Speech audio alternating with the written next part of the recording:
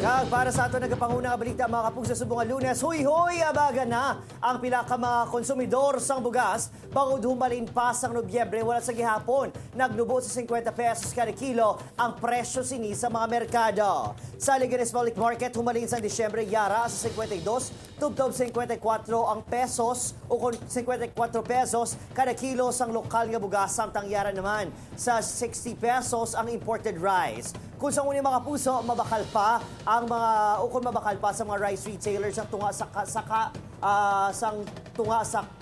sako sa bugas sa 1,100 pesos. Sa karon, yara na ini sa 1,250 to 1,280 pesos. Bangod sa mataas nga presyo, mahina man kuno ang baligyaanay sang bugas kag manubo ang ginansya sa mga trader kag importer bangod mataas ang capital sa pagmahalman sang imported rice. Sa Department of Agriculture, wala pa nila ginalauman nga maganubo ang presyo sang bugas kag sa palaabuton pa nga mga semana bangod nagapabilin nga mataas ang presyo sang bugas sa global market. Yara ini sa $600 kada metric ton.